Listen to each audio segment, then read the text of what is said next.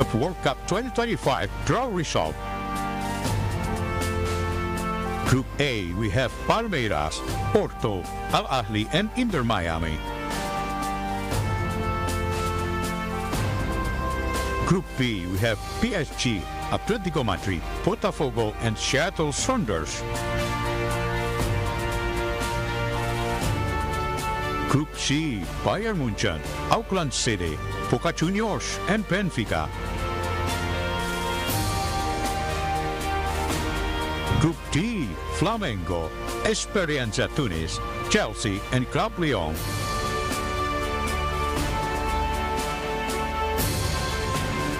Group E, River Plate, Urawa Reds Diamonds, Monterrey, and Inter Milan.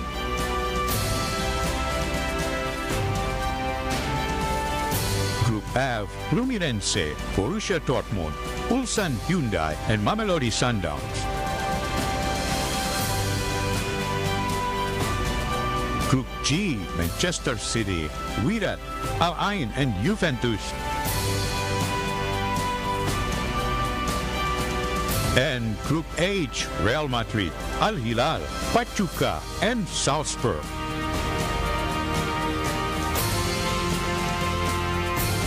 And tournament schedule will be start on June 15th.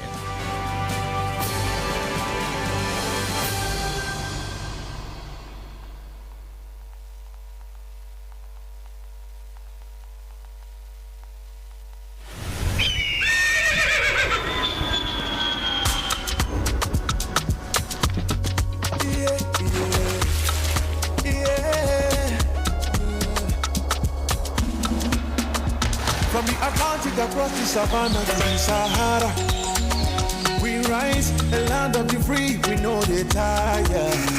We dream great, our spirit is undying. Resilient, rooted like palm tree, we swear in color, we stand up in demand, we make solutions, we ignite passion, yeah. Diversity is unique, we have more than this nation. We are Nigeria,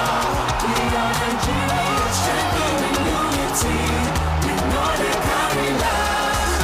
We are Nigeria, together live the dream of a land with great destiny. We are Nigeria. I am the real Nigerian. Brought to you by the National Orientation Agency, NOA.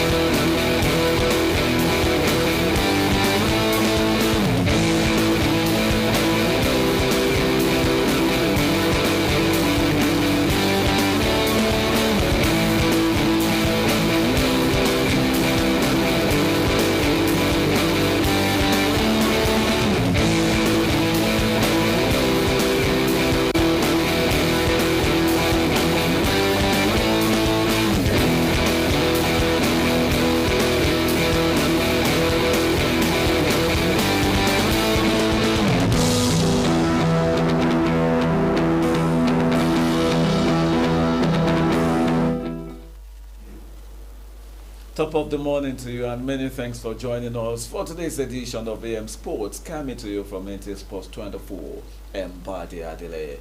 And of course, lots of things to talk about. We saw action on match day 3 of the Nigeria Women's Football League Premiership on Wednesday, and of course 2 matches were live on NT. Interesting matches. Of course, we saw the mauling, the walloping, the whitewashing of Benue Queens by Bayelsa Queens. 5-1 it ended. And of course, the other game between Edo Queens and Remo Stars Ladies ended 1-1. We'll have a quick review of that too on the show today. Do not worry. And of course, we'll talk about the UEFA Champions League. Even the Nigeria Premier Football League, we saw some actions also on Wednesday, with Remo Stars coming from 2 goals down to get a 3-2 win to maintain their leadership of the league. It does seem like, they are not in the league at all for a tea party. And of course, in the UEFA Champions League, quite interesting to see that Manchester City finally found their way to qualify for the next round, which was interesting. And of course, we have so many other interesting things to talk about. The Nigeria Junior Female Yellow Greens, their campaign ended at the World Cup, but we must always celebrate what they were able to achieve. A crop of young players in Nigeria that were developed, groomed, discovered, developed, and nurtured everywhere, from all the parts of the country, representing the country on the world stage and setting interesting records. But many do not really understand what happened. You hear that this team won and they still got out of the World Cup. What happened? We'll tell you more about that because we've got someone, an expert who knows cricket like the back of his palm, to tell us more about the campaign of the Nigerian team there. So we'll talk about that and many more on the show today. If you look at it again, you'll see that is a loaded package, and that is what we always offer you anytime we come on EM Sports. Many thanks again for joining us.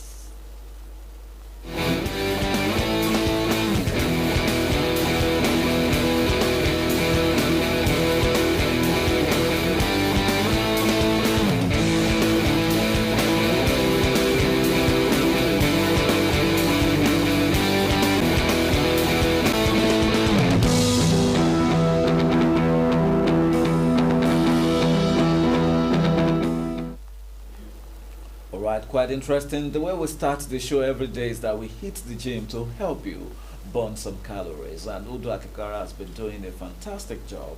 She's ready again to take us through today's session. So what are we waiting for?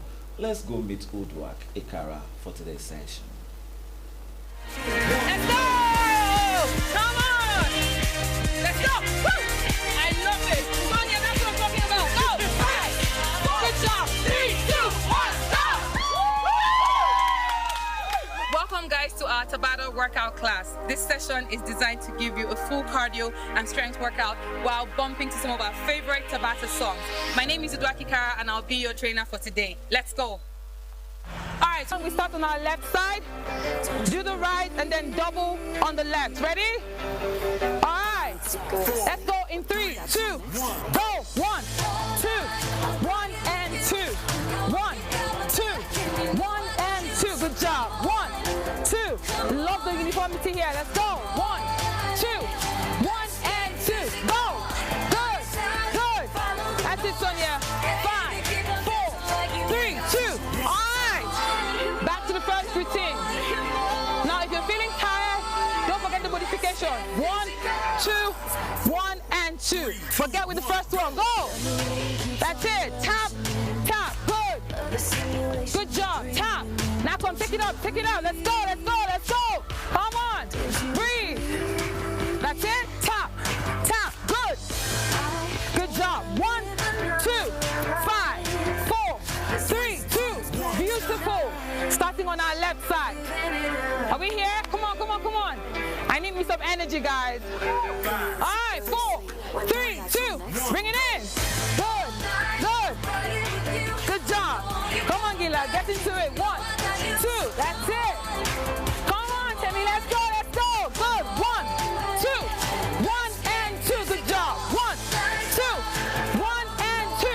In 5, in 4, in 3, 2. Back to high knees, guys. We're halfway there. Halfway there, guys. Come on, walk with me. Let's go. All right. Let's go in 3, 2. Take it out. Good job. Tap, tap. Good. That's it. Come on, Abdul. Let's go. Let's go. Tap, tap. That's it, Ree. That's it, Ree. Go. 1, 2. Good. I love it. Almost there. 5, 4, 3, 2. All right. Second one, guys. Come on. Round 6. Let's make it interesting. Winnie, are you ready? All right, guys. 5, 4, 3, 2. Bring it in. Good. Good. That's it. 1, 2, 1 and 2. Come on, come on, come on. Let's go, guys. Bring it one. Let's get one. Let's get physical. Go. Good job. Almost there in 5, in 4, in 3, 2. All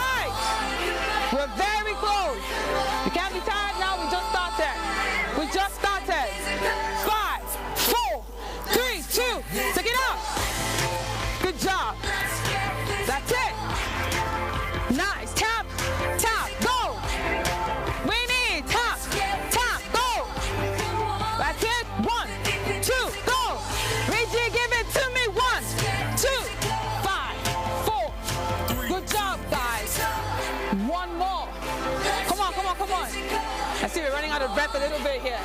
Are we? Come on, guys. Let's go.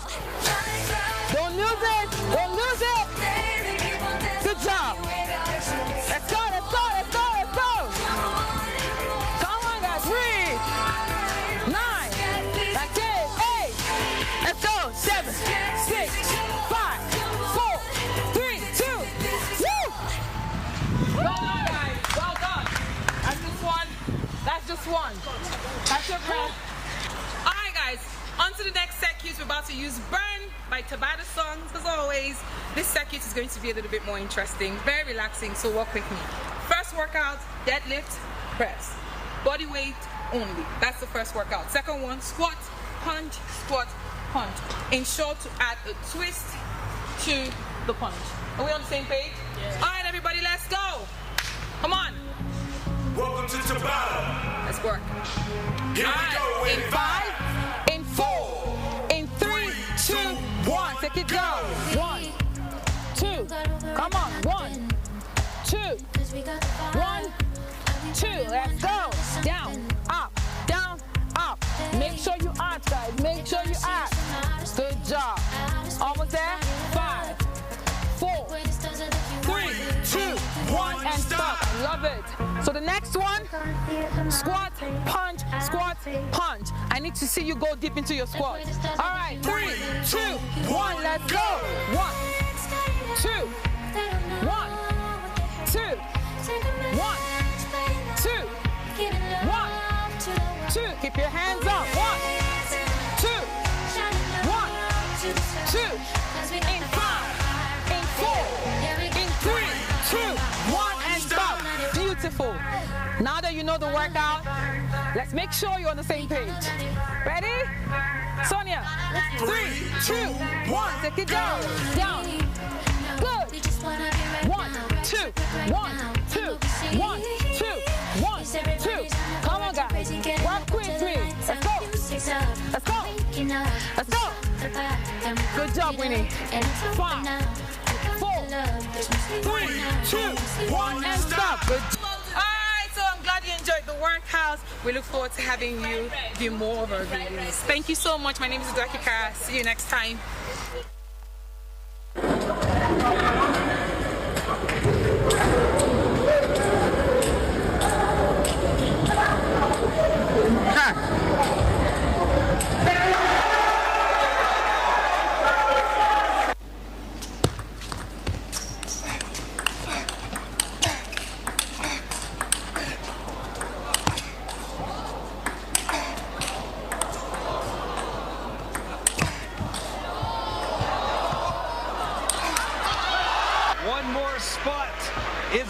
In the semifinals, and one of these men taking it just like that. Michael Duke floors Tyrone Spong.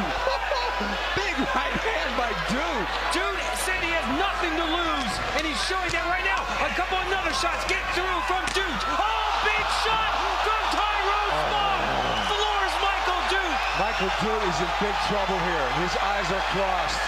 He just ate. Oh no, this fight's over. He's not getting up. Dylan Brooks is in. He's got 5 fouls. Zakai's going to have a go right at him. Wow! Exquisite! Nobody in this game can do the special things with the basketball like Kyrie Irving. Exquisite.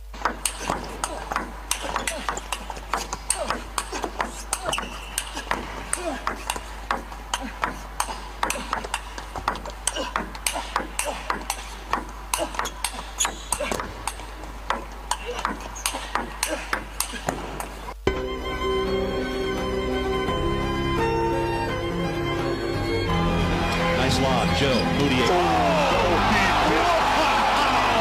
what a play! Oh, fancy dribbling, PJ. LaMelo. How did he do that? Most guys would have had vertigo. Look at this. Show it, get the flyby. Oh my goodness. Bring at the basket. 11-point fourth quarter for De'Aaron Fox. Spin cycle. So much jelly that can't be jam. What a play by De'Aaron Fox. is going to be with Houston and Golden State. Cannot wait. And Simmons again. Right-handed jam. The seas parted for Ben Simmons. He's got a couple of those in this game. But these Nuggets have all been together for the most part. Now he goes, and oh my goodness, what a basket! Jamal, because we got to see this. Murray is attacking. Look at him go up. No, I'm not going to dunk. Not going to use. As I walk through the valley of the shadow of death, I take a look at my life and realize there's nothing left. Cause I've been blasting and laughing so long that even my mama thinks that my mind is gone. But I ain't never crossed a man that didn't deserve it. Me be treated like a punk, you know that's unheard of. You better watch how you're talking and where you're walking, or you and your homies might be lying in chalk. I really hate the trip, but I gotta low. As they croak, I see myself in the pistol smoke. Fool, I'm the kind of G the little homies wanna be like, on my knees in the night, saying prayers in the street light.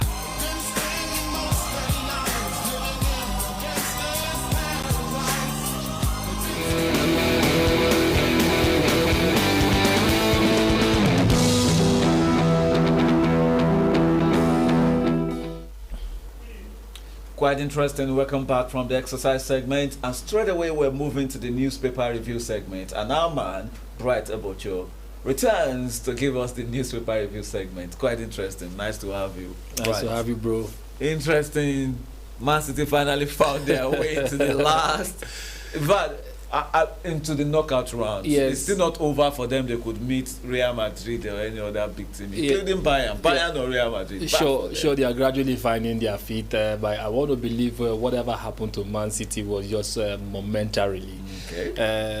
I told someone outside here that you never can tell. The home front actually plays a great impact to whatever it is you do in life, and I want to believe whatever it is that is happening between the captain Kyle Walker in his home front in terms of divorce, the manager Pep Guardiola in terms of his own home front, divorce also issues. I want to believe those issues that we know of that is actually out there, and some other underlying issues we do not know actually contributed to seeing the Manchester City we know that have been in blistering, ghastly form over the years, go down the dwindling form. But now I want to believe that they are on the right track. Now that they have actually entered, they will be a team that you need to reckon with. Quite interesting. We cannot wait to have that Man City that we used to know back. All right, Bright will be back shortly with his guests to give us the newspaper review segment. Do stay with us.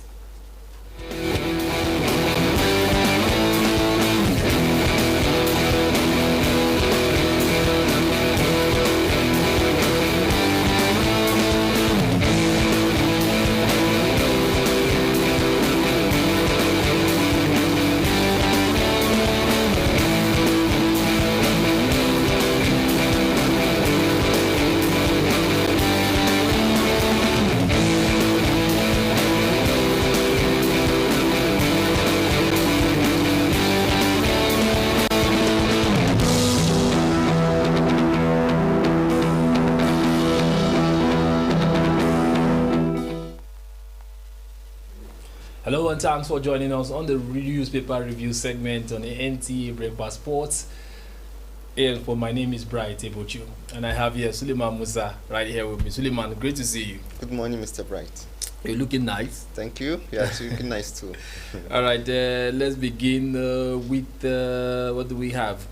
We have the Punch Sports Extra. Let's begin with the Punch Sports Extra. Yeah, we could see at the top, yes, at the top far left, we have Al Nassr may dump Victor Boniface for Duran. Al Nassr may dump Victor Boniface for Duran. Suleiman Musa, we've had speculations, even though I saw a video anyway. I saw a video online where Victor Boniface was actually talking about this speculation transfer, and somebody was asking him if he would actually consider going to Saudi Arabia, especially because of the mouth-watering, tempting amount Saudi Arabia is ready to pay any player that will cross over. And he said, yes, it is actually tempting. Everybody is playing football, or most African footballers are playing football for the money. but he's not seeing himself leave Europe anytime soon. You want to react to this one? Yeah, of course. Victor Boniface, the transfer speculation surrounding his move to Al Nassr, Saudi Arabia.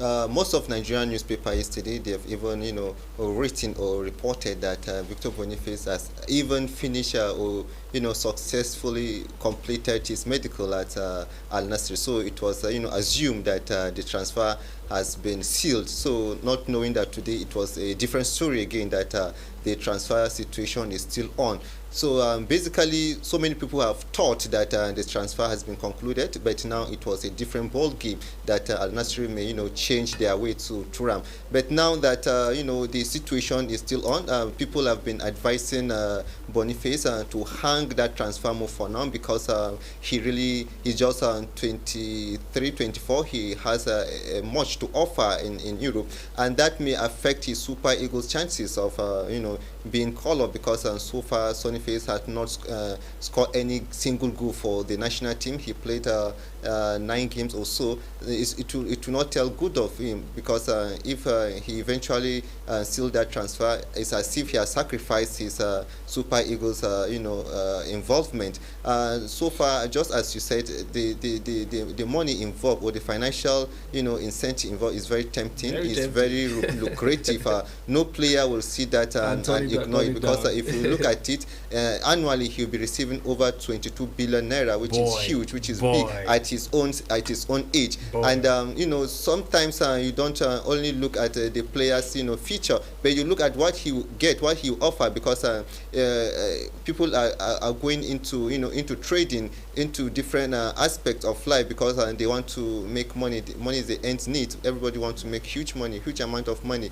But for now, I think Boniface need to spend some time in Europe. Let him spend like 2, 3, 4 years in Europe before deciding maybe to go to Saudi Arabia. Even though the Saudi Arabia league now is also good, is competing with some of the top biggest league in Europe. They have the finest players. They have top-notch players in Saudi Arabia for now. But for Boniface, let him hang on for now. If the transfer, as we had now, it has not been finally sealed, let him hang on. And even if Bayer Leverkusen, are not, they wanted to dispose him, but let him look for a club within Europe. Let him look for a club within Europe. Yeah, all right, let's move on. We have the Chukwueze next, and the writer there says, Sociedad I move for Chukwueze. On Chukwueze, I don't know. In my opinion, he's not actually been in terms of, yes, he scored recently in helping them to win a Serie A match.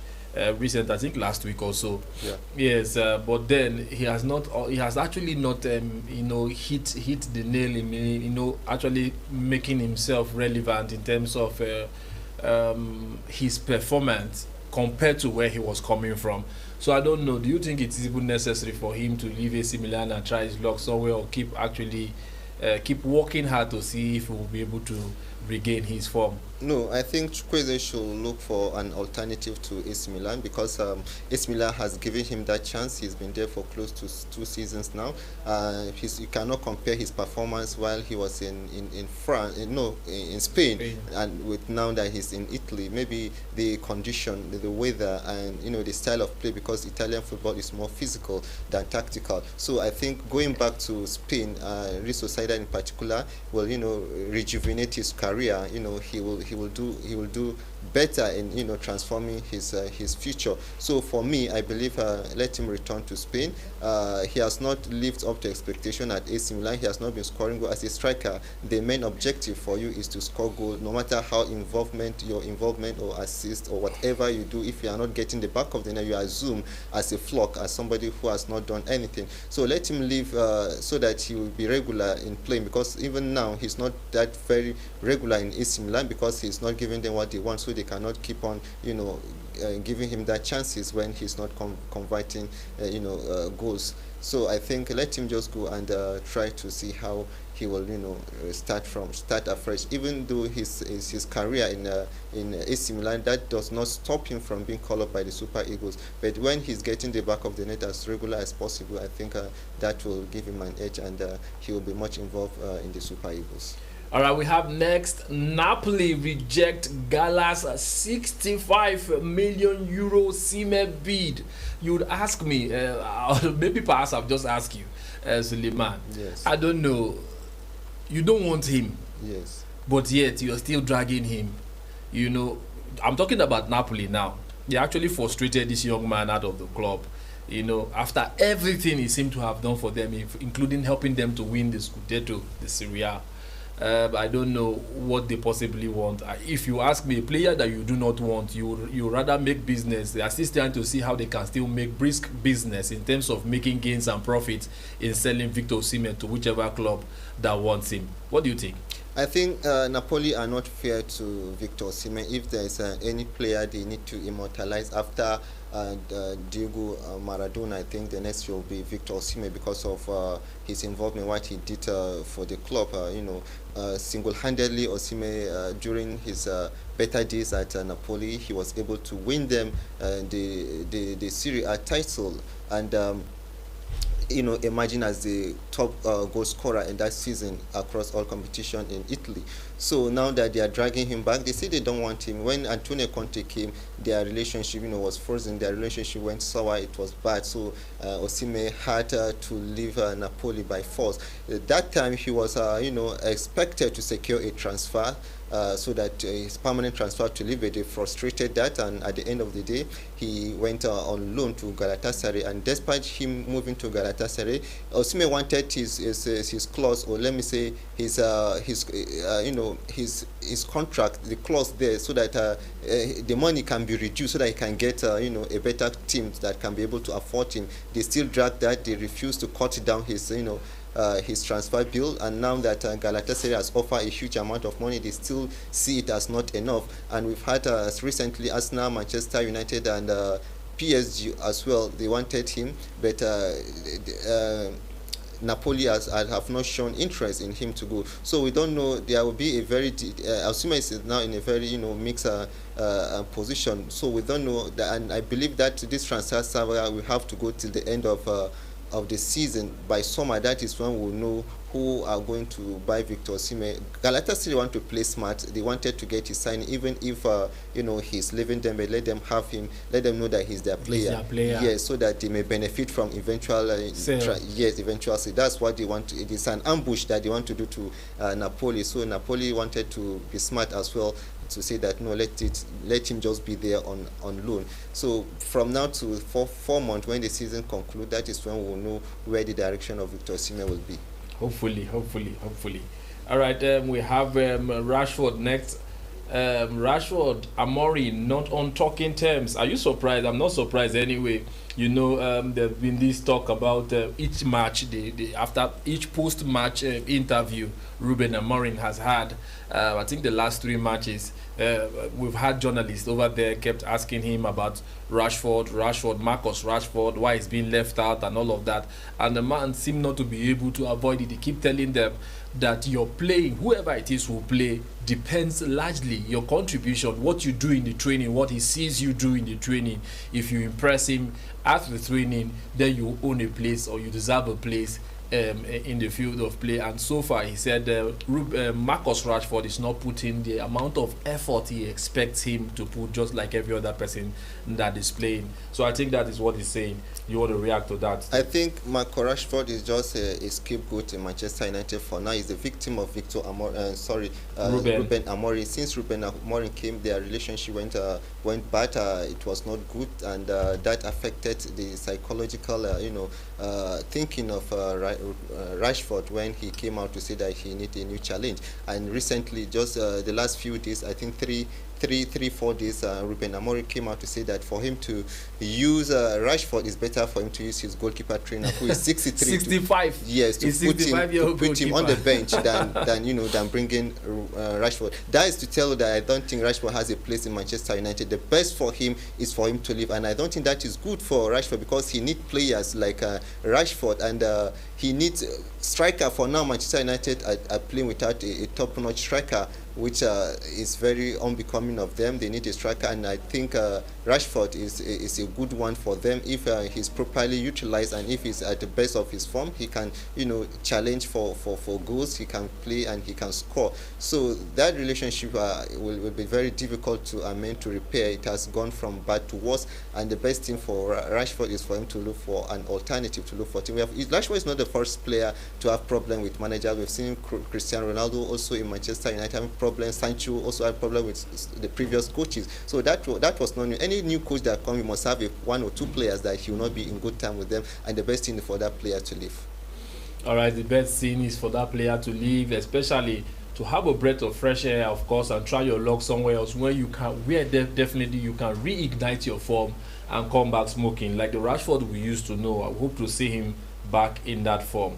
All right, Europe's most wanted, Onyedika on PSG, Bayern, Milan, Dortmund, Porto Raiders ahead of transfer deadline day. Yes, Onyedika, has exemplified himself as a strong midfielder, as a player who can hold the intensity in the midfield. We've seen him yesterday, getting a goal for Club Brugge against Manchester City. Eventually, they lost that game by 3-1. That was not good enough. When they scored that goal, we were thinking that Manchester City will not be able to get to the last, 16 of the Champions League. But now they will play the qualifiers, but Onyedika has proven himself that he's a good player yesterday, and that was good for him. I'm not surprised when PSG, Bayern Munich, Milan and Dortmund are trying to secure his signing. It's a good thing for him, and we've seen his display at the last Nations Cup. He played almost all the games that Nigeria played. He's a strong midfielder. He knows where to, how to pass, how to coordinate, and how to, carry the team and every player along. And he's a top-notch midfielder, and we want him to continue in that regard. And why not? Top teams may want to secure his signing because of his exhibition of skills and talent in the field of play. Suleiman, we must thank you immensely for actually coming by the newspaper review segment and reviewing the papers with us. And that's where we call it a day on today's newspaper review segment. Of course, we thank you for staying by. Let's now reconnect with Bade Adele for the continuation of AM Sports.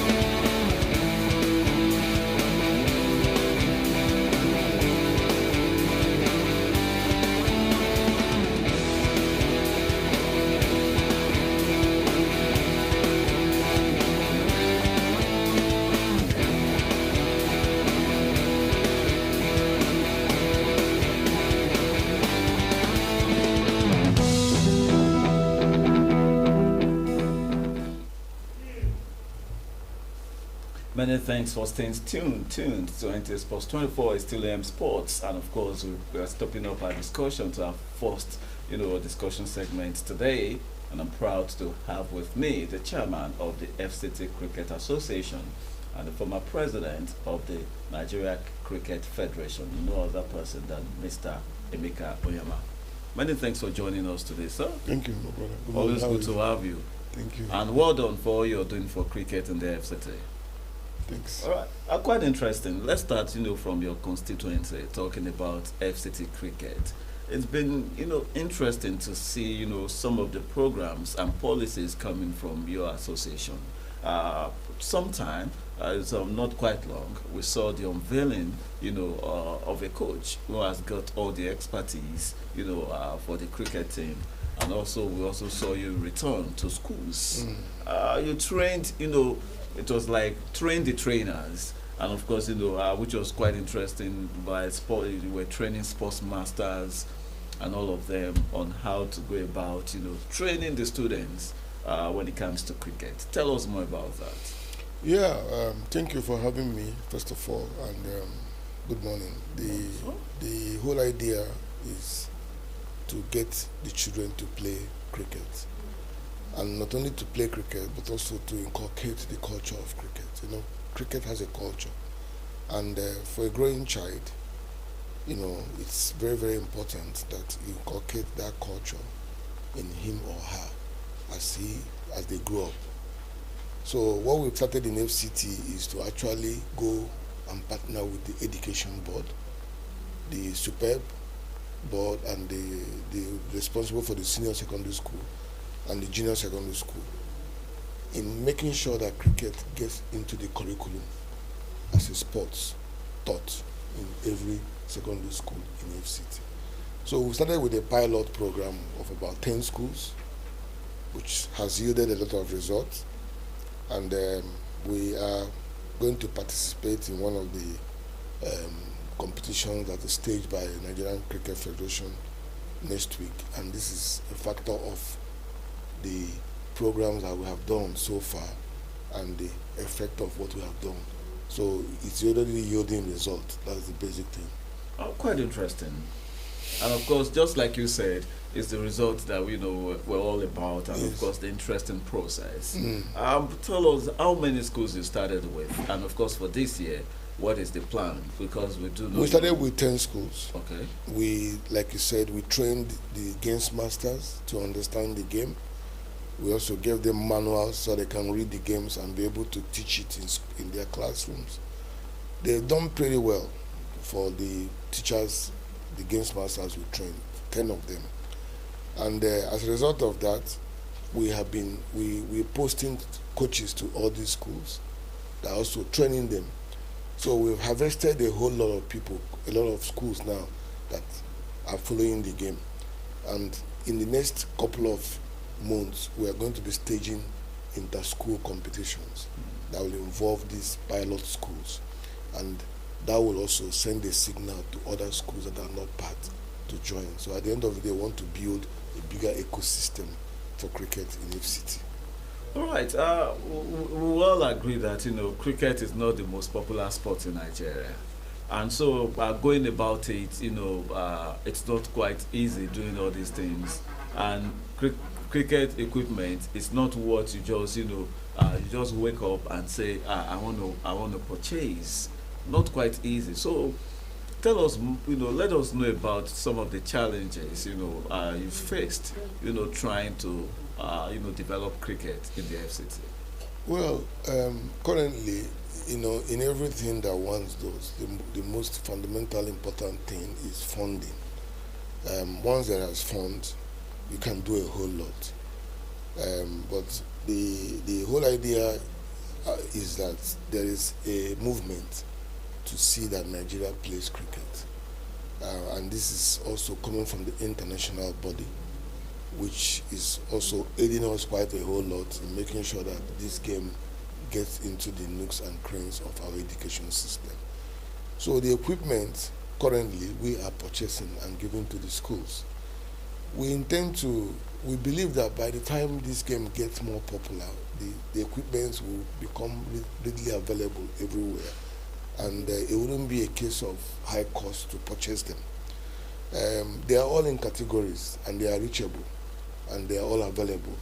So the whole idea is, first of all, popularize the game, and then by doing so, you can now get equipment makers or equipment vendors, which is already upcoming in Nigeria, to get the market, to get people, give people access to having the equipment to play the game. But most importantly for us in FCT, what we are looking at right now is to build our own ground. We are in that. We are talking with the FCT land and the people responsible for land in FCT, see how we can get a cricket ground, which is very, very important, which is prerequisite for the development of the game. So we are looking forward to, in this year, seeing that there is a cricket ground there's a cricket ground in FCT for cricket. So that will be a springboard for the next level of development that we intend to get to this year. Quite interesting. We cannot wait for that to happen. You know, if it's there, everyone can, you know, it could be better, you know, for easy access when it comes to, you know, playing cricket. Yes. Now, let's talk about the National Youth Games before we talk about the National Sports Festival. How has it been, you know, getting, you know, these young kids to be part of it? Yeah, that's why the development, grassroots development, is very, very critical in sports development. Once you do a proper grassroots development, you'll be able to have athletes that can feed into these platforms that are existing, notably, like you said, youth games, the National Sports Festival. I'm a believer of a structured sports program. What I mean by structured sports program is sports that is grown from education system, and it's a process. And once started, it's always continuous. It's sustainable. So getting athletes to feed different platforms becomes very, very easy, and that's why you see what we are doing in FCT today is going to yield results tomorrow, because we've started from the cranes. We are building the foundation for the game with education in mind. So when these two things are together, you find that the sports or the particular game becomes sustainable, and you can feed athletes from time to time. That's quite interesting. And of course, what has been like, I wouldn't know the support coming from the national body to, you know, football, cricket associations, including the FCT Cricket Association. Any collaboration? Well, yeah, because, you know, the way it is that Nigerian Cricket Federation is the national body. FCT Cricket Association is an affiliate member of the Nigerian Cricket Federation. So we work together. The NCF cascades its program down to us, and based on that, we can go to schools, we can go and teach and get athletes to play this game. So there's a synergy between the associations and the federations, which is how sports is governed in Nigeria. So we have that channel of communication, and from time to time, they provide us the platform for competition. So that is the main idea. So currently there's a competition coming up very soon for under 16, for junior. So that's organized by NCF, which the state associations will be part of, and we are gearing in to be in that competition as well. Well, that's quite beautiful, and of course, you know, there's no way we'll get to talk about cricket and we don't talk about that. You know, the appointment of a cricket coach. Yes. You know, in the form of somebody that everyone knows to be very, very sound. Yes. When it comes to his knowledge of cricket. Tell us more about that, and how that is going to help develop. Well, that was an initiative we undertook in FCT Cricket Association by, first of all, employing a renowned coach, a coach that can be a role model to the children. So the coach has done predominantly very well. Like I said, in the 10 pilot schools we started with, they are doing good. They are talking cricket, and he has a home touch, because he's talking to the principals, he's talking to the games masters, so everybody is carried along. And we believe that is the only way to plant the seed of cricket in these schools, so that we'll be looking forward to germination and bearing fruit. So that is our goal. That's quite beautiful. Thank you. Of course, all the best with that. Yes. And of course, is there anything still coming up when it comes to FCT Cricket Association? Yeah, FCT Cricket Association, like I told you, we are gearing in for a lot of programs this year, starting from this first quarter. We will start towards the next, I think in the next 1 month, we are going to be staging inter-school cricket competitions. starting with the 10 pilot schools which are currently playing the game right now. We're going to start organizing competitions for them so that they can begin to familiarize themselves with the game and begin to be competitive in the game, and also prepare them, because it's a pathway. You know, today, like you know, you and I know that sports is no longer an entertainment. Sports is now a very big business. It's an industry.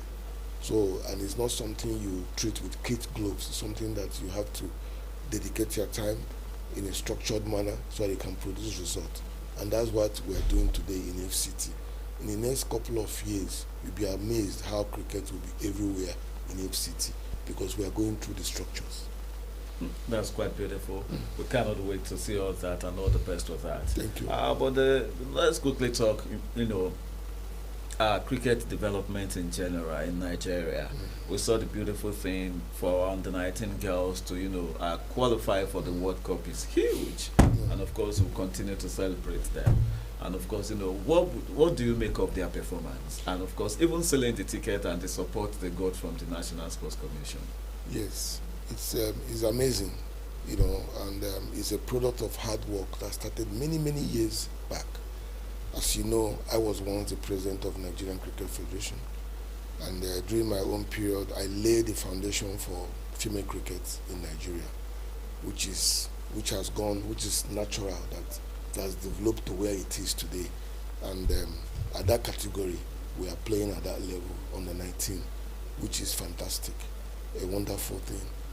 What we are trying to do, what ICC is trying to do, is to stage those competitions at that age for those girls to be a role model to those of them who they left behind in the country, and they'll be aspiring to be like them, and that is the way the game also grows. So I mean, it's a very good thing. There's no doubt about it that we are playing at that level, and I support the fact that Nigeria is out there and we're doing well. So the only thing that we have to grow on that. We have to take example or take inference from the opportunity that we participated in international competition, by making sure that the effect is beared down in the country, in the sense that as soon as the girls come, we're supposed to make sure that the country knows that this happened, the schools know that this happens, their community as well knows that this happened, and that's the way the game also keep on getting popular. And that's why that category of level of cricket is being played, to actually, for those young girls to act as role models for those that are coming up. Quite interesting. But another thing that, for those who don't really, have that deep knowledge of cricket, days ago, especially yesterday, we saw the news everywhere. Congratulations to Team Nigeria. They just got a win. They are through, to the next round and all that. But the actual reality was that they were out of the World Cup despite winning their last game. Tell us the mathematics and, of course, what the rule book says and what actually made them, what ended their campaign at the competition. Well, at that category of cricket, the body responsible for the game, which is the International Cricket Council, laid out the rules. Very simple. There are qualifying time. There's also the second stage where they call it Super 6, and then they have the semi-final and the finals. So during the qualification stage for the Super 6, you find out that it's all about points, gaining points. So if for instance, if the game is played on you taking cognizance of the weather, if the rain comes, you can't play the game any longer. So what happened in our own case, 2 of our matches were washed away by the rain. The first one against Samoa we abandoned it because there was rainfall, and at that stage, points are shared. So what confused us was that we thought that in the Super 6, if you abandon your game, you're also going to share points. No, you don't share points in the Super 6. But if you abandon your game, it's counted as played. You're not going to play it again. So we did not make it because we were not able to get to that point. We lost 2 matches, and our net run rates were equally very, very low. So even if we had caught up with England, we technically will not still go because we had a low net run rate. Initially, the whole idea was that if England beats, or if New Zealand beats England, it will give Nigeria an opportunity to get to that same point with England. But then you have to also look at the net run rate. So there's no confusion as such, because cricket is not synonymous like the way you play football. It's like a round robin. So if you miss your own game, it is gone. Everybody goes. So that's what happened in our own particular situation. We did not qualify for the semi-finals. We played the Super Six. But the good thing is that for even getting to that stage, we now have an automatic ticket to be in the World Cup next year or next 2 years when this particular competition is staged again. We're not going to go through the qualifying series. That is one thing that we got out of that competition, which is very, very paramount and which is very, very good and great for Nigerians. Very, very huge, just like you said. Yes. And of course, we'll continue to celebrate the junior, female yellow greens.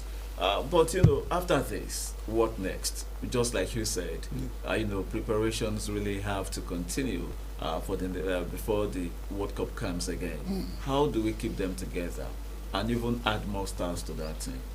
You see, yeah, like you said, it's like I said earlier. We are going to build on this progress. If we can't let the momentum die away, we need to keep the momentum. The ovation is so high right now, and it's a very big opportunity for the cricket in Nigeria to grow, taking advantage of what has just happened a few weeks ago in the international scene. So what I believe will happen is that the ripple effect of that competition will create what we will create here, will jostle and also create a ripple effect that will make the game be everywhere, having participated at that level, and everybody has seen it. So that is what I believe that will happen when they come back. And there's a competition already coming up, junior, so it will be like a model for those girls to begin to see themselves like the girls that just came back. So the effect will be so great in the sense that it might cause cricket explosion somehow in the country. All right, quite interesting. Just before round up this discussion, I would like your take. Recently we had the return of the National Sports Commission, and one of the things that we saw during this Cricket World Cup campaign for the girls was like the support from the National Sports Commission. And days ago, the chairman was saying, "See, we know what it means for the cricketers to get themselves to that level." And those were girls that were discovered at different grassroots competitions in Nigeria. Not that they went to bring them from England, US, and other parts of the world to put them together, but Nigerian, bred talents and all that. So, what's your take on now seeing that support coming from the National Sports Commission for sports, up to the point that the Director General traveled to go support the team and deliver the message of the chairman and Mr. President? It's a wonderful thing, like I said, and it's a very good development for cricket in Nigeria. We just have to build on the momentum. It's also very good that the National Sports Commission is coming full time. I admonish what they came with a very good plan. They are trying to look at sports from a different perspective, which is very great. We will always admonish their programs. We'll always believe that they will do much bigger things for the game. Most importantly, development of infrastructure. You cannot be playing that international or that at that stage without having good cricket infrastructure in the country. We need to build more grounds. You can see Malaysia. I remember when we were in Malaysia in 2015, they had only 4 grounds. But today, I just saw how many grounds that are everywhere because I was watching on TV, So we need to form the whole idea of growing this game in country, and the only thing that can support it is infrastructure. If you have infrastructure, then we can now start this game locally here and make sure that many people are playing it, and that way you'll find out that the game grows. Nothing more that can grow a sport other than grassroots development of the sports in country, and creating activities for the sports also in the country also helps the athletes to find a pathway to grow in life using sports. Quite beautiful. Yes. It's been interesting having you on the show today. Thank and you. Of course, we've benefited, and of course we now know more when it comes to the happenings in FCT cricket and of course in Nigeria. And I want to believe some people at home now know more when it comes to the cricket World Cup for the under-19 girls. Quite interesting. Many thanks for coming. So thank you. Thank you. Right, I've been speaking with Emeka Onyama, who is the chairman of the FCT Cricket Association, and we've been discussing everything cricket, and it was an interesting discussion. Now let's move on the show. We'll get to another discussion segment, but that will be after we bring you some interesting highlights. Do stay with us.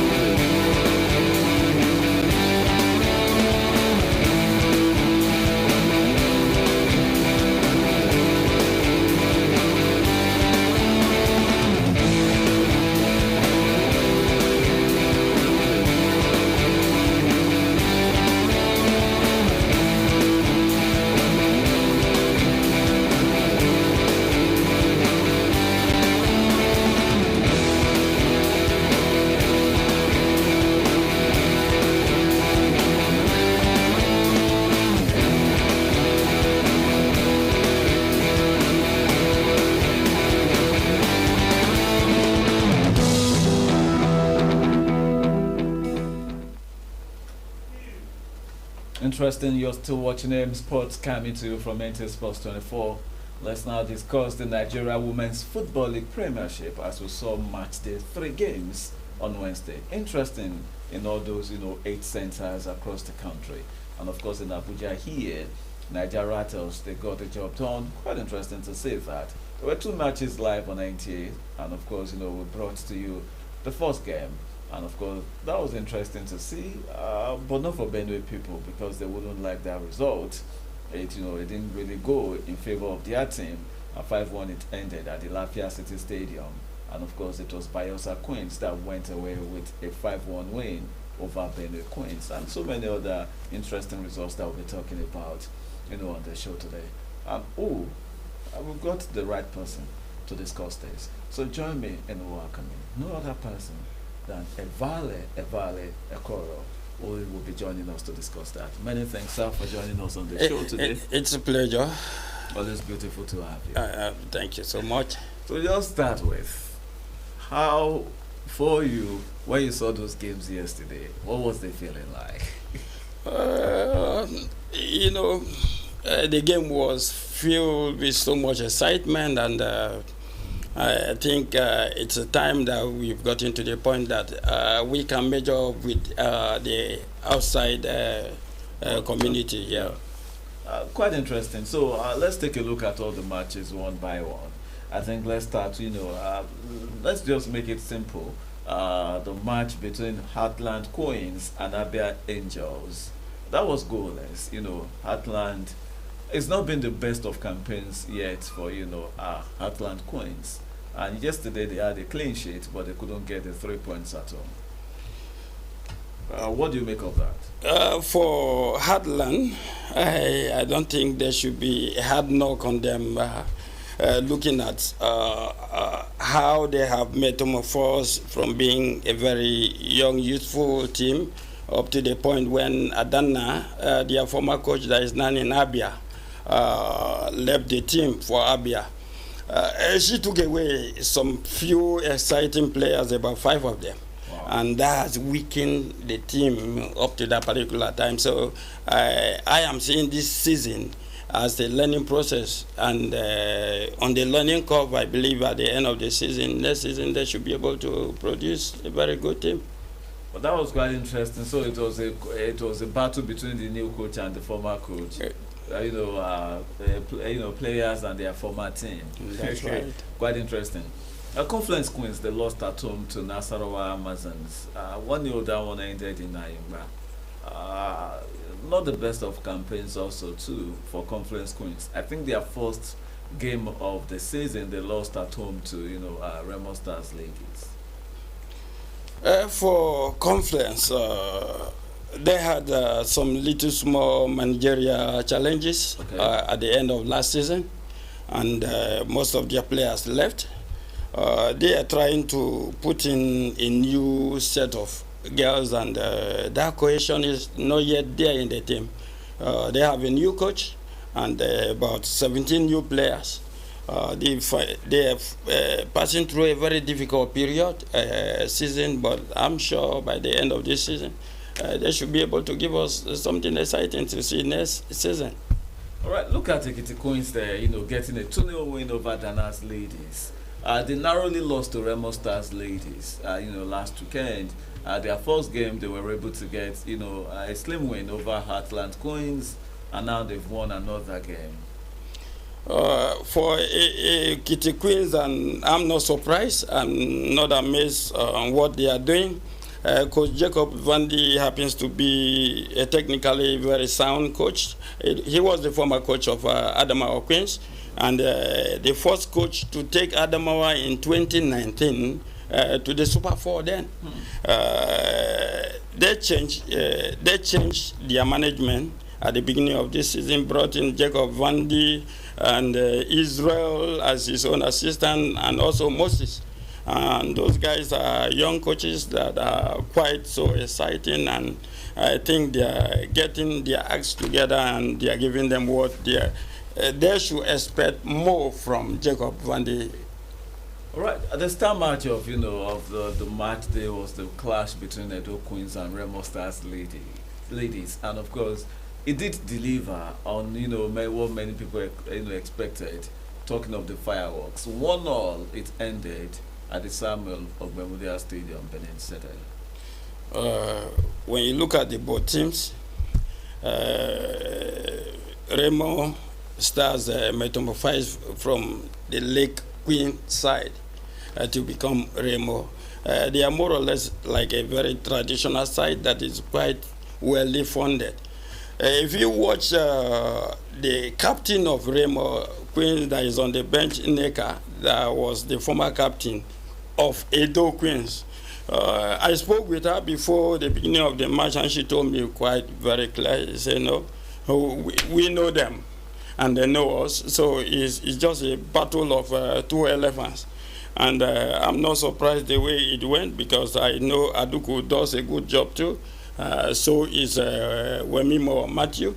It was 2 elephants that went to the field, and the grass suffered. So I'm not surprised. They are 2 good, exciting teams. All right, quite interesting to see. And of course, other results too that we got. Rivers Angels getting that 4-2 win over FC Robo Queens. Should I say many did not expect that, because Robo Queens are no pushovers any day, any time. but Rivers Angels grinding out that 4-2 win. For Rivers Angels, if you watch from the beginning of the season, Rivers Angels have a new coach, Tosin Black Sombo, and he was a former coach of Delta Queens. And when he came over, he came in with about 5 players. From the goalkeeper, handling the captain of the under-17 female national side, Afolabi, and one of the fastest player of the league, Mary Moses, last season from Adamawa Queens. It is a pool of talented young side. I haven't seen the cohesion yet, but when this team gel, there could be the team to beat any day, any time. Wow. Rivers Angels, good defensive organization, world-class goalkeeper, and the midfield is a top-notch midfield. So when they gel, you will see something greater than what you saw for Robo. Robo lost about 5 players to Europe, and this season, because of the quest of getting into the Champions League, the CAF Champions League, they were able to bring back Okweyemi Ajakai and one other girl that are operating from the flank.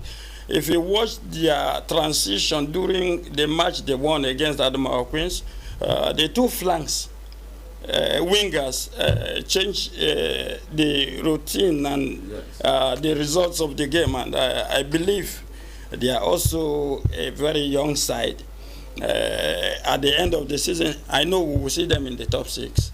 Quite interesting. So we cannot wait for that. Let's look at other results that we got also on match day 3. Benue Queens were mauled, they were defeated, they were walloped, they were whitewashed. They were taken to the cleaners on match day 3, and Bayelsa Queens did that to them. Why will you go to somebody's home and you defeat them 5-1? Is that no wickedness? Before the beginning of the season, I had interacted with the management of Benue Queens, that was formerly the Honey Badgers.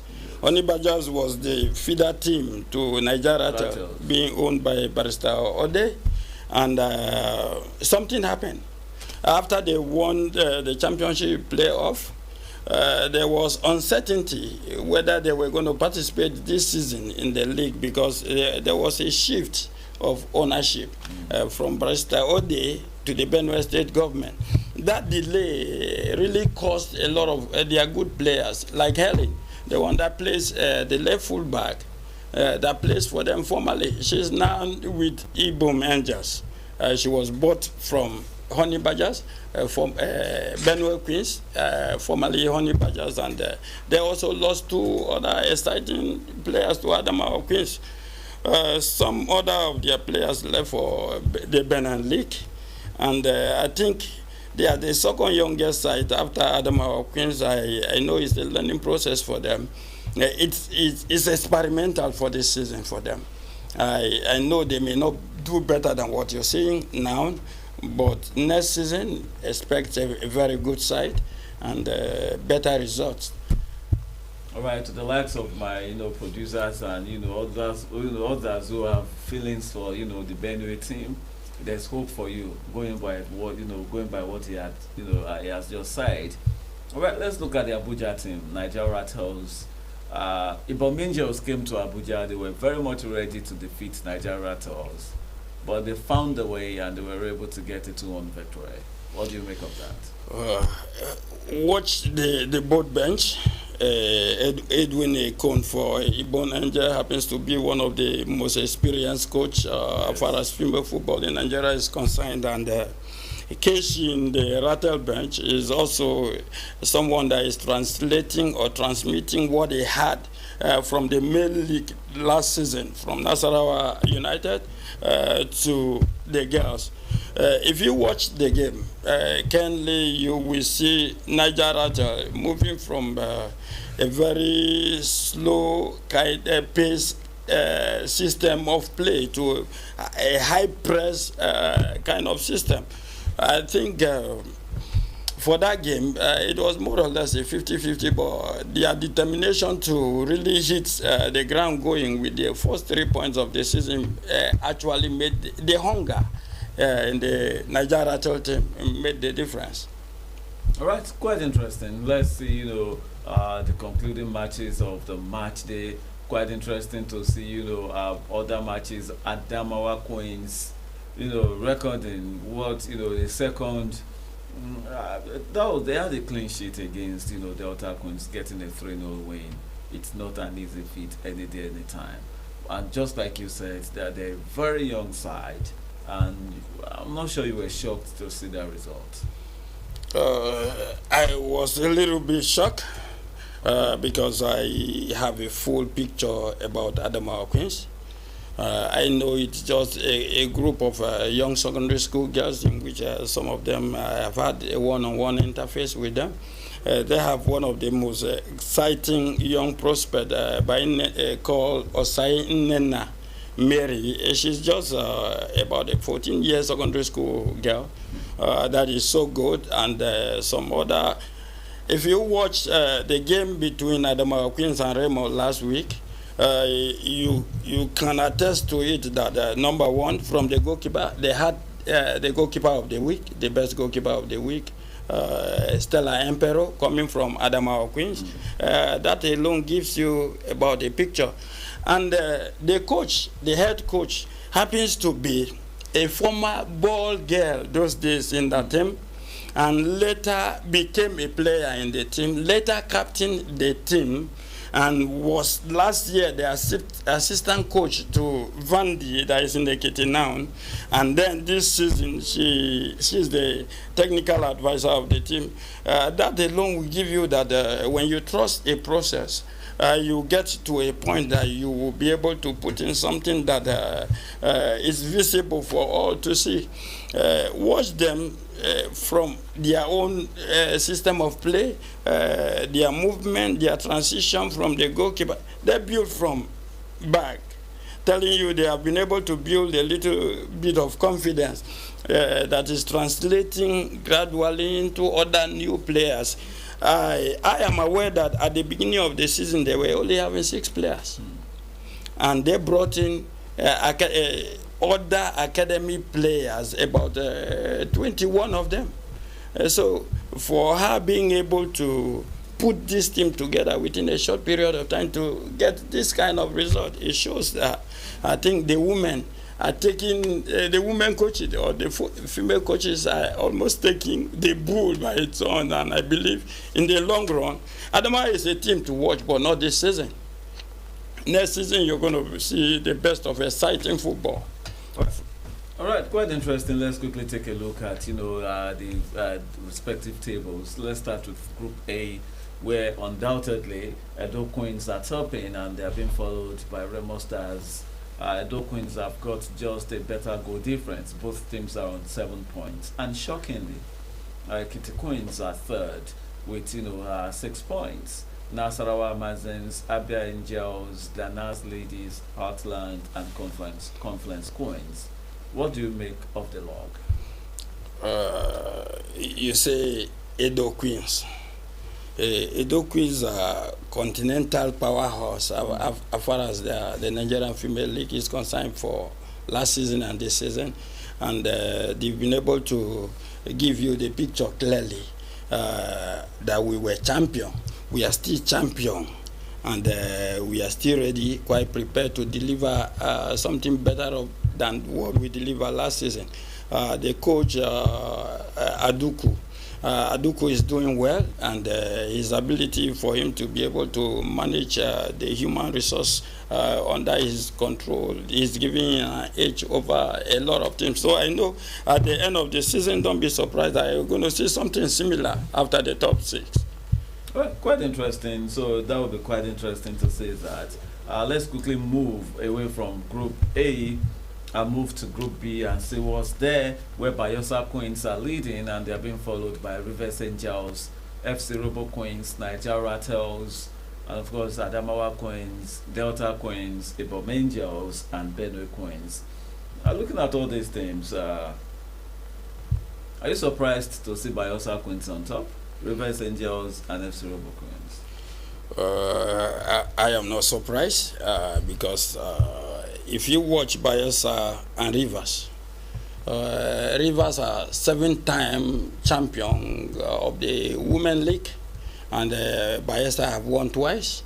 And it happens to be that it's a team that is within one vicinity or locality, Bayelsa and Rivers.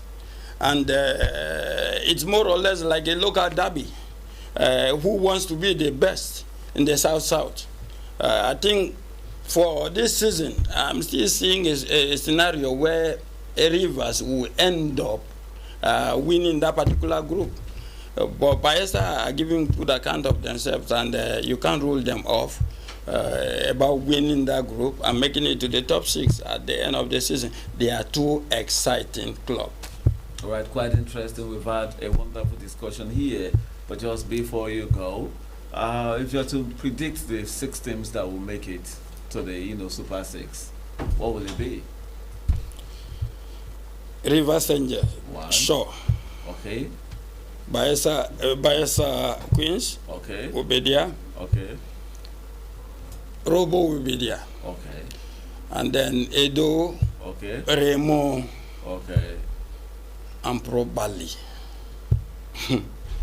The third spot will be difficult because I'm seeing a kind of a clash between Nasarawa Amazon that parades almost 7 to 8 players from the Nigerian under-20, the Falconet.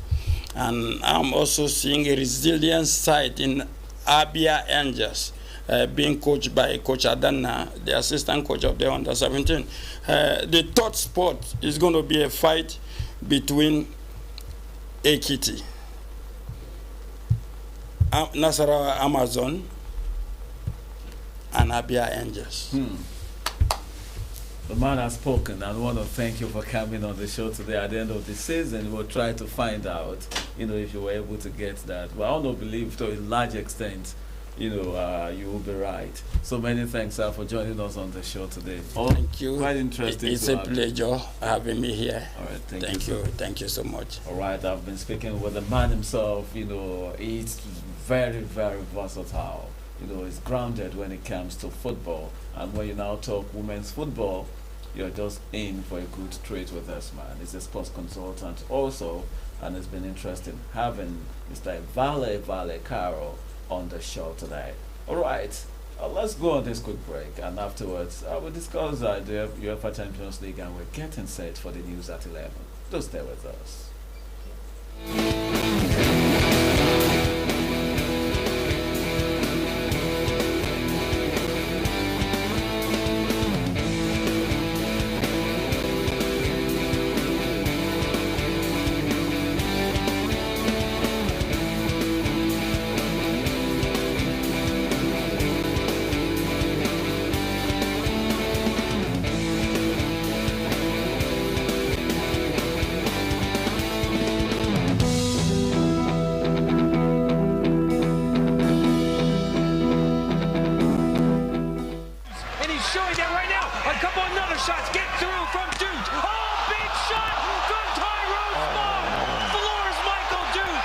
Dude is in big trouble here. His eyes are crossed. He just ate. Oh no, this fight's over. He's not getting up.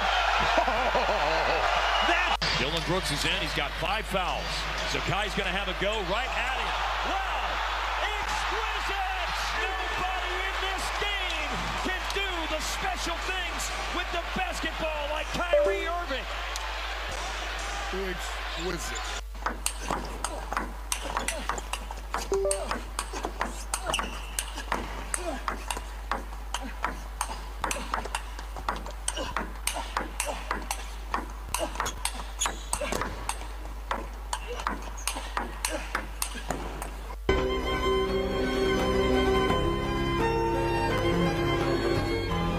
Nice lob, Joe. Moutier.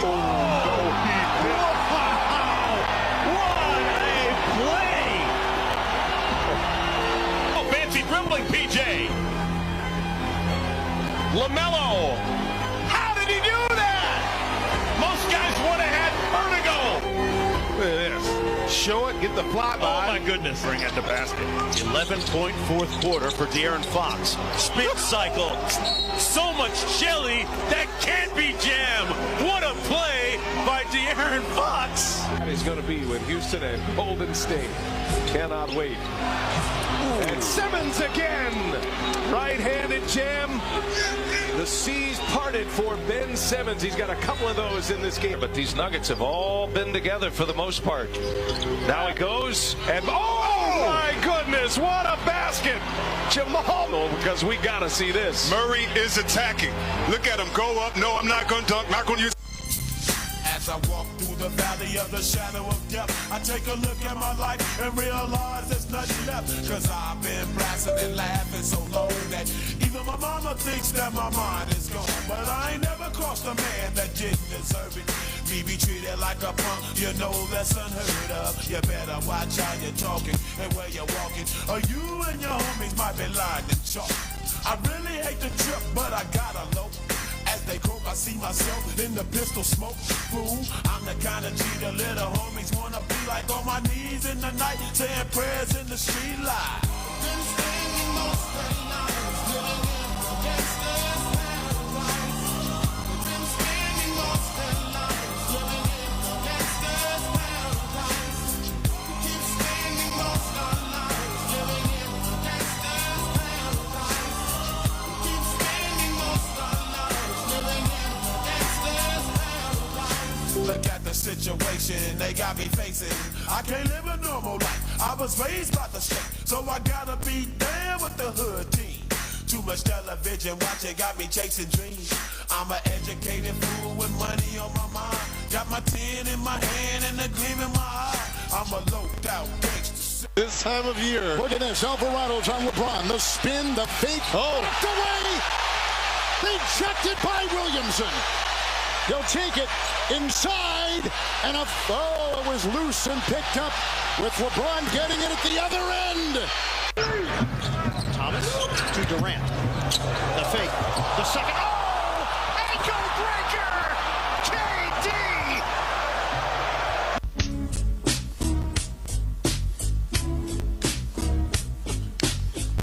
She was more like beauty queen from a movie scene.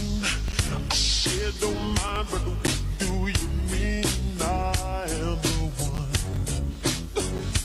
who dances on the floor and around?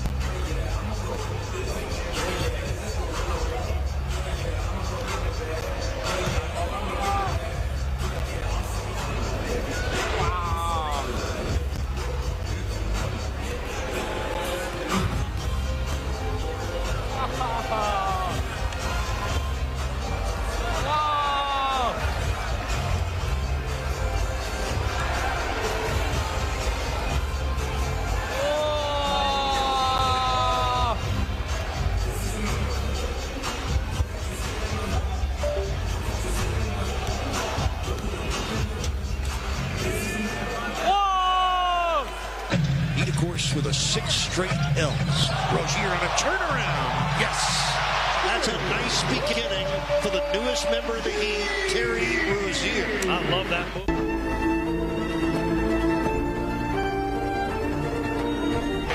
Excellent defense by Boston. Oh, and now Curry gets it right back from half court. And it's gone. A Curry moment in Boston. Got it off in time. And drills a half court. Curry has time. 3 seconds. Curry from half court. And puts it in at the buzzer. Work with Curry from midcourt. It's good!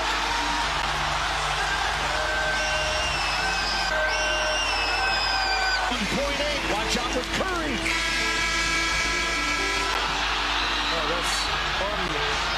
Weaving, trying to get the shot up. No call that way. Curry flips it the other way. And he got it! What a turnaround! White, 30 points for the Celtics. Curry, step back, triple. Curry trying to come back to the basketball. Will fire a bomb. And this ball slowly walked it up. They're looking for Curry. Curry, a step back on two. Made it into Curry. Now Davis. 5 to shoot. Curry. 3-pointers up. Curry looking to answer. Gets past Powell into the lane. Wild shot. Stephon Daniels. His 3. Curry on the bounce. Drives inside. Keeps his dribble alive. Now fakes, goes inside. Layup shot. Paul gathers it in. Clock at 3. Curry 3. Here's Curry. Looking to skate free. Curry to the reverse. Going to drive the big man. Set up Steph in the corner. Sitting on 26. Been pretty quiet since that burst early in the third. Oh, my goodness. Curry off the bounce. Gets inside. Layup is up. And here come the screens. Curry comes free. Gets the ball. Puts up a 3-pointer. Bang! Steph Curry nails the 3-pointer. Here's all the insane things that Steph Curry did in the Olympics. In his first 4 games, he scored 29 total points and was shooting 25% from deep. He only hit 5 of his 20 first 3-pointers. His last 2 games in the semifinals and the gold medal game with 60 points with 17 made threes. Both are the most in a 2-game stretch by a USA men's player. Against Serbia in the semis, he scored 36 points. That was the second most points by a men's USA player since Carmelo Anthony's 37 in 2012 against Nigeria. In the gold medal game versus France, all 24 of Steph's points came exclusively from the 3-point line. His 8 threes in 1 game are the most by a player in USA basketball history. The only thing missing from his resume was Olympic gold. But after teaming up with KD and LeBron, the mission is complete. What are they gonna say now?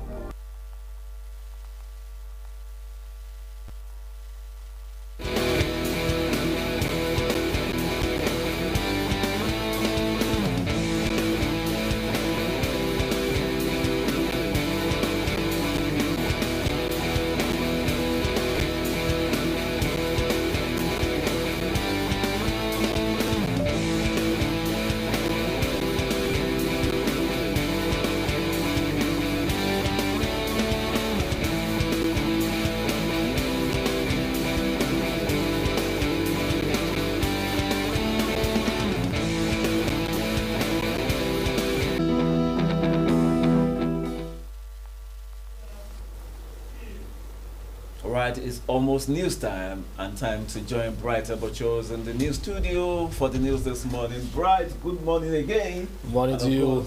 We cannot wait to have what you've got in the news. Sure, buddy. Right, let's get right into it. Okay, all right. Bright Abacho will be back shortly with the news crew to give us the AM news at 11. Do stay with us.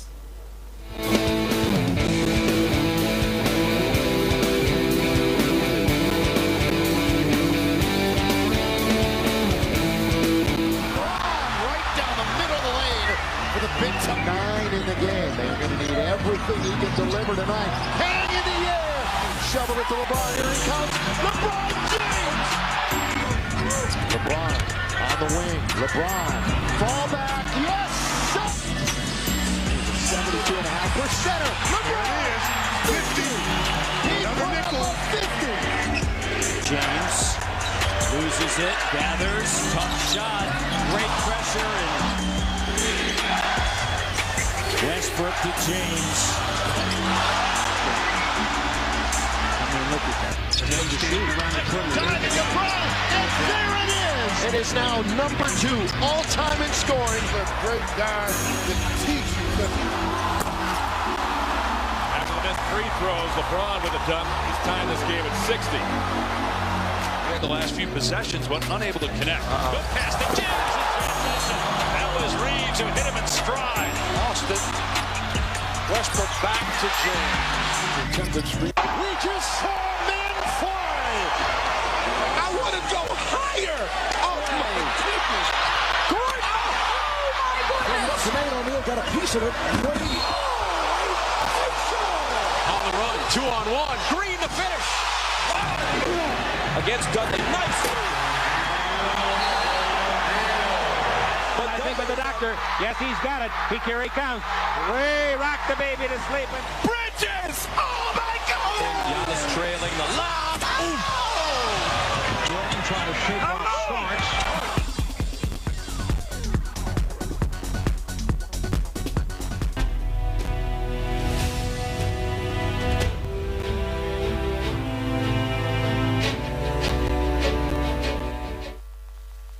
Top stories on the news. Chelsea targets 2026 World Cup ticket for Super Eagles.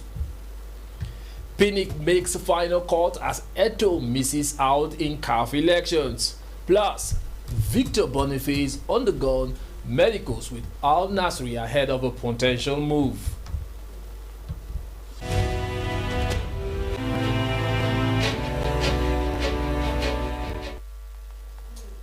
A beautiful morning to you all, and thanks for joining us on the news on NTA Sports 24. My name is Bright Ebochu. Following the release of the 2025 Africa Cup of Nations draw, Super Eagles coach Eric Kaseko Shell said that his primary focus is qualification for 2026 World Cup. The Nigerian team is set to play two crucial matches in March and must secure favorable results to keep their World Cup hopes alive. After the AFCON draw in Rabat, Chell noted that he's fully focused on the qualifiers scheduled for March. That the AFCON, we will have the great team against me.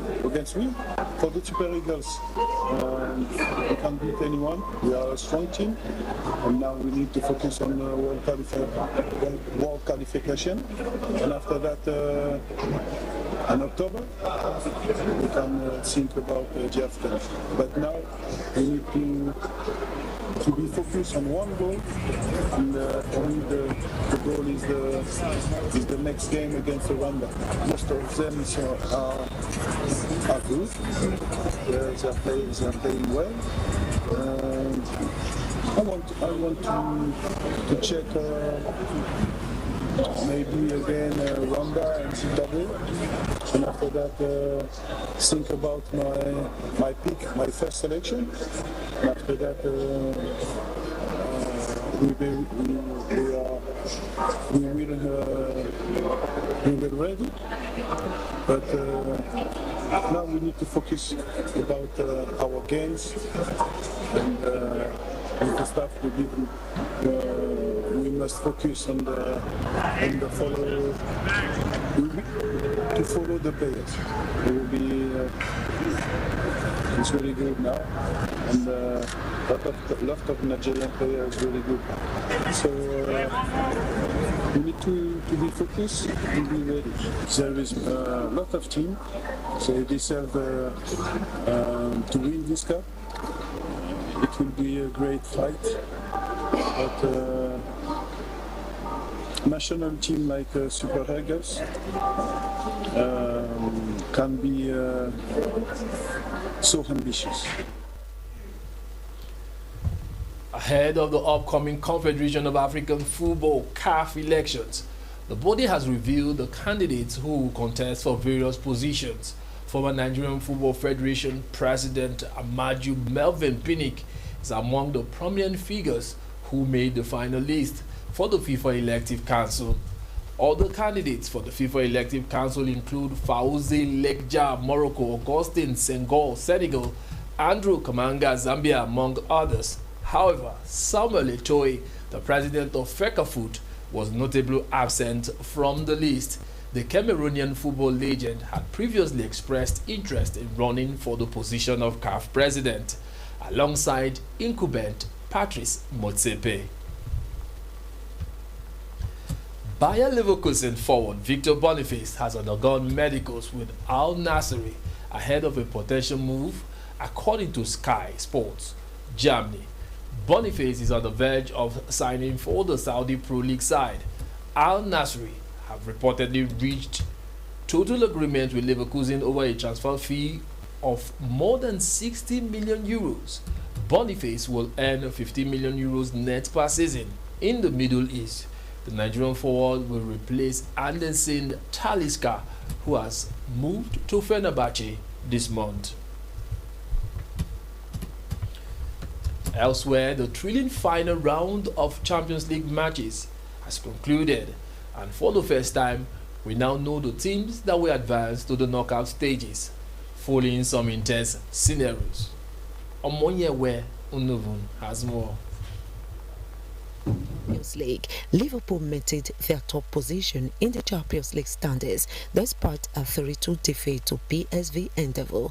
Barcelona's draw against Atalanta means an lost visitor finished in first place in the group stage with 21 points despite losing, and we play one of Paris Saint-Germain, Benfica, Brest or Monaco, while PSV finished in 14th place with 14 points and must win their playoff round against either Juventus or Feyenoord to advance, aiming to finish either Inter Milan or Arsenal, who achieved a 2-1 victory over Girona, finishing in a strong third place. As a result of these matches, Arsenal ended the group stage in third, trailing behind second-placed Barcelona, only on goal difference, while Girona elimination has already been confirmed before the match. Meanwhile, AS Monaco concluded their campaign with a heavy 3-0 defeat to Inter Milan at the San Siro. Bayern Leverkusen progressed with a 2-0 victory over Sparta Prague, finishing 6th in the new 36-team standings, which could lead to match-ups with Manchester City, Celtic, Real Madrid or Bayern Munich. For Sparta Prague, their disappointing season result in elimination with just 4 points from 8 matches. In other matches, Morgan Rogers' hat-trick propelled Aston Villa to a thrilling win over Celtic. Borussia Dortmund secured a 3-1 home victory against Shakhtar Donetsk, but finished the group stage in 3rd place with 15 points, entering the playoff. Since they finished out on a top 8 finish, Shakhtar finished 27th with 7 points. Real Madrid wrapped up their group phase with a 3-0 victory over Brest, while Bayern Munich defeated Slova Bratislava 3-1, but failed to secure a top 8 finish, which means they too will contest in the playoffs for a spot in round 16. Elsewhere, Manchester City completed a remarkable comeback with 3 goals in the second half to win 3-1 against Club Brugge, ensuring their place in the knockout round. Manchester City advanced with a 22nd place finish, while Club Brugge narrowly progressed as they finished 24th. Also, Dinamo Zagreb was eliminated despite a 2-1 win over AC Milan, as they missed out on advancement based on goal difference, finishing 25th but tied on points with teams above them. Meanwhile, VfB Stuttgart's run ended after a heavy 4-1 loss to Paris Saint-Germain. The top 8 teams qualified directly for the knockout stage, while the next 16 proceed to the playoff stage with draws for these matches scheduled Friday. In Abuja, Omoyemi Unupun, NTA News. Elsewhere, as the league phase of the UEFA Europa League comes to an exciting end, spots for the knockout stage are still available. The report. Host Galatasaray at the Royal Cliff Arena in their final league phase match of the UEFA Europa League tonight. The home team has recorded 3 wins out of 7 matches and currently sits in 16th place in the standings. A victory is crucial for them to secure direct entry into the round of 16. Galatasaray also has 3 wins along with 4 draws. Benja Club Anderlecht will aim to confirm their automatic qualification as they welcome Hafan to Lotto Park. Meanwhile, Ferencváros will take on AZ Alkmaar at the Groupama Arena. The home side has inconsistent results in this season's continental competitions and is currently ranked 22nd in the standings with 9 points, requiring a positive outcome in the final match day to ensure a place in in the qualification playoffs. Seeking to secure direct qualification, Manchester United will travel to Romania to face FCSB at the National Arena.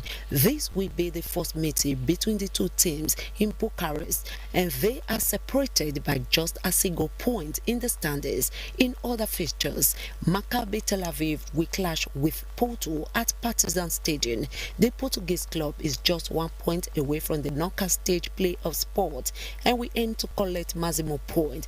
Maccabi Tel Aviv has garnered 6 points from a possible 21 and sits in 29th place, 3 points behind Besiktas, who occupies the final playoff position. Midtjylland will also play against Fenerbahce. Lyon will host Ludogorets Zagreb at the Groupama Stadium just days after dismissing their manager, Perez Serge. Rangers will meet Royal Union at Ibrox, having performed reasonably well in continental competitions and going into the last match day with a slim chance of finishing in the top 8, as where Real Sociedad and PAOK will both be aiming to secure their positions when they compete at Rio Arena. Rio currently sits in 18th place with 10 points, while PAOK is 1 spot above them on goal difference. AS Roma will face a formidable Eintracht Frankfurt side in a key match-up at the Stadio Olimpico. Slava Prague and Mamon will meet at the Czech capital, with both teams already eliminated and playing for pride and a better position in the standings, while Tottenham Hotspur will take on the Swedish team Helsingborg at Tottenham Hotspur Stadium. The home side has had a disappointing season, but will look to secure automatic qualification. In another development, champions have emerged from the just concluded 2024-2025 first Lego League National Robotics Championship held at the Moshood Abiola National Stadium in Abuja, as Federal Government College Ikunu emerged as champion of champions, while Government Secondary School Garki came first in the FCT Challenge.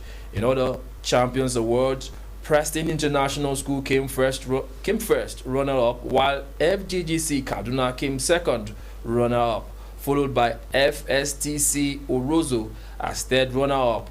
All the champions are expected to compete in the International Championship later this year.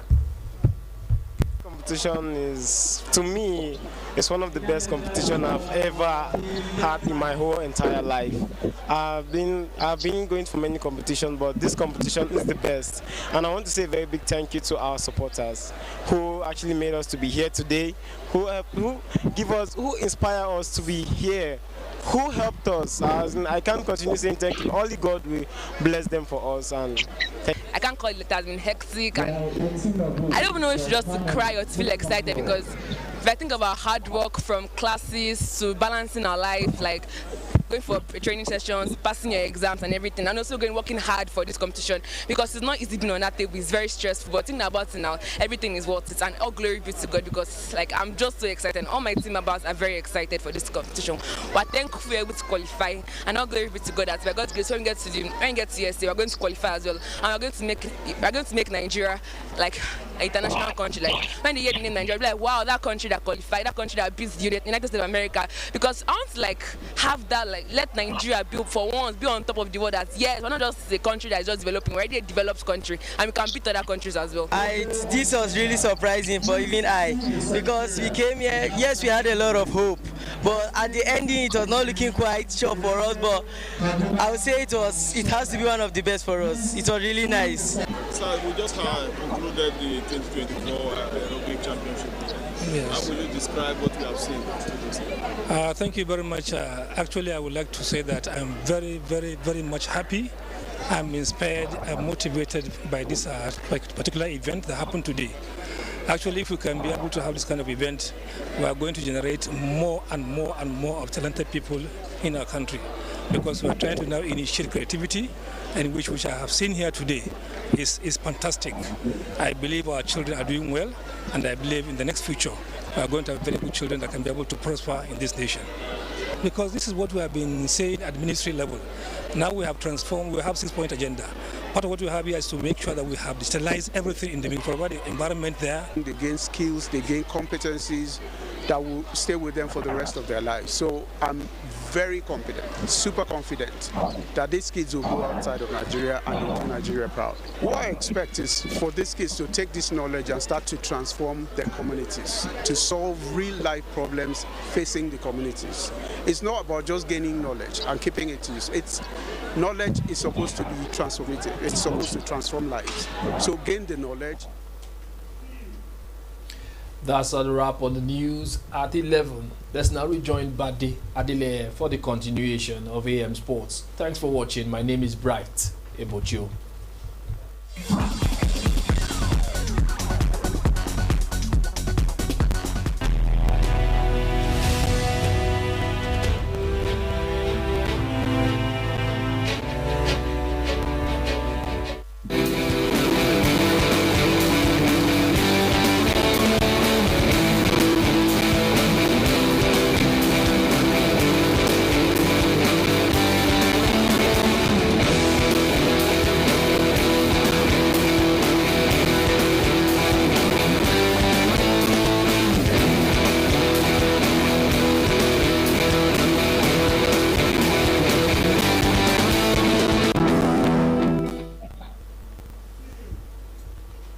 Quite interesting. You're still watching AM Sports coming to you from NT Sports 24. Time for us to discuss the UEFA Champions League.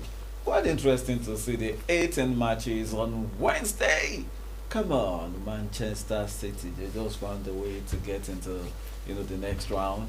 But we're waiting to see how that really pan out with, some interesting matchups that we could see.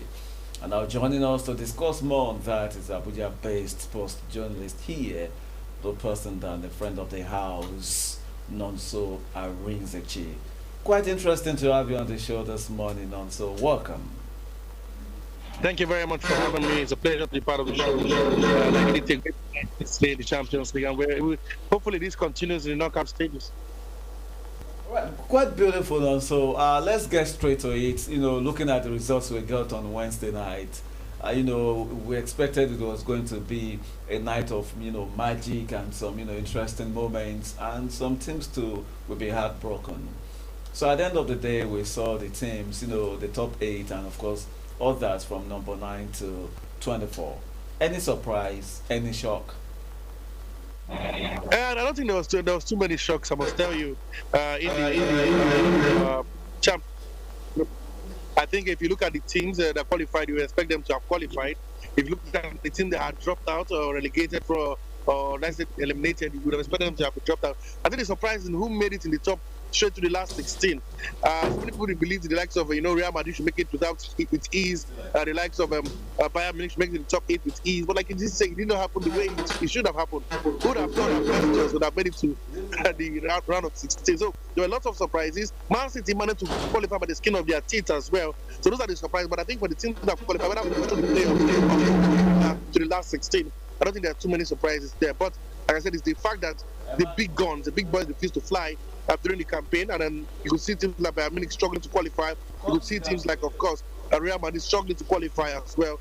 And your team, specializing the perennial winners of these competitions, really struggled. Except Liverpool, who, like you said, were on a 100% record to the final when they got beaten in that account because they played the much changed side. So for me, Champions League lived up to expectation. There was a lot of upsets. But we'll say the same, the big teams qualify, but some of them did qualify through the back door, and they have to go through the round of 16 through the playoffs. So it is what it is. All right, question, I would just like to talk about Manchester City. We saw in Nigeria and our very own Rafael Onyedika, who got the first goal in that particular encounter, and finally they got a 3-1 win there.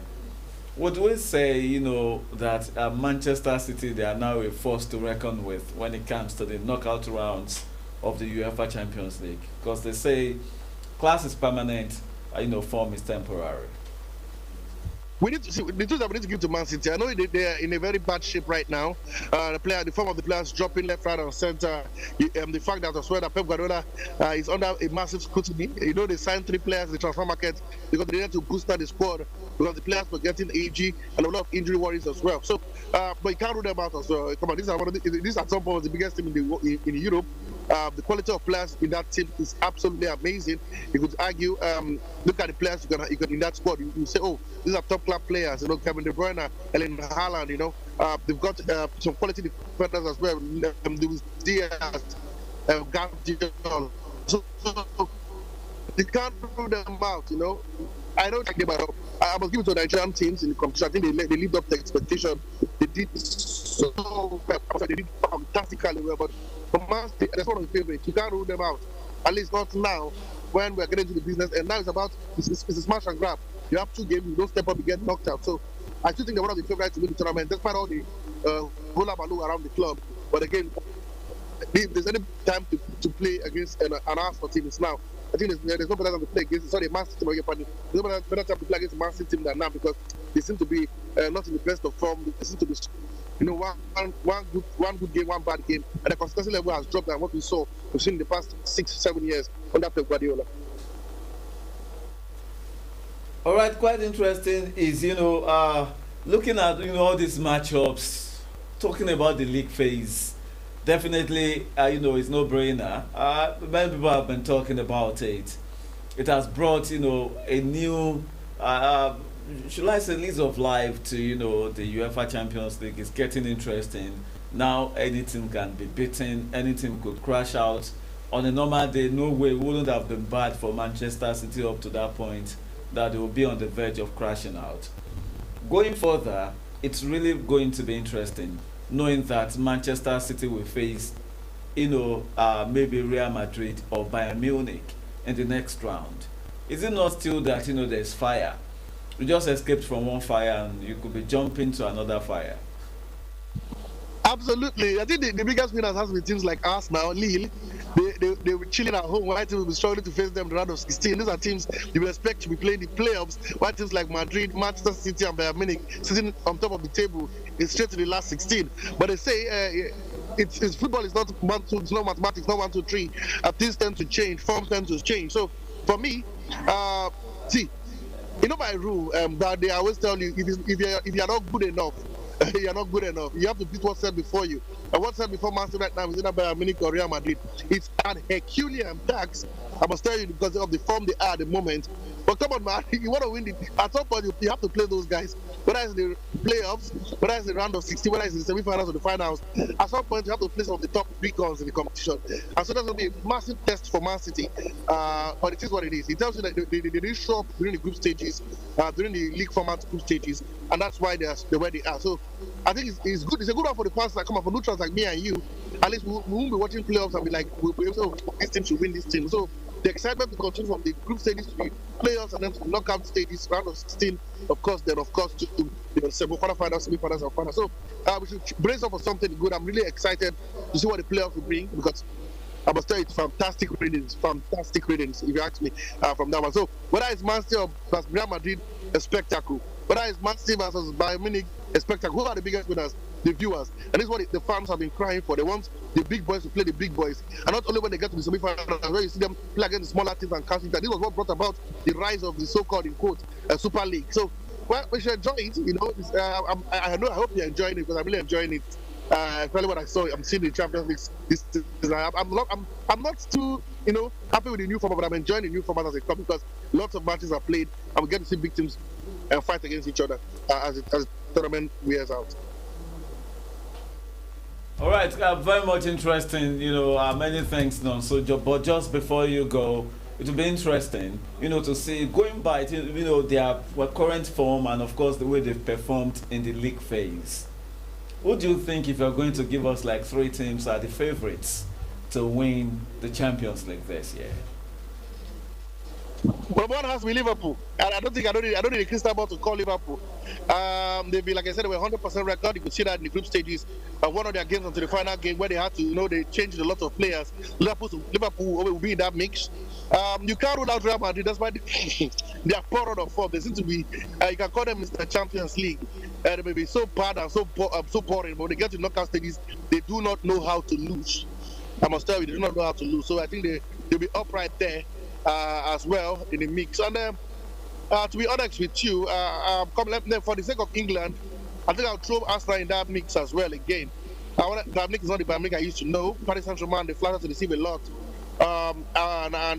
If you say, okay, what about Man City? Not the Man City that can win the Champions League, not the way they are playing. So I think the top three will have to be Arsenal, Liverpool, of course, on top.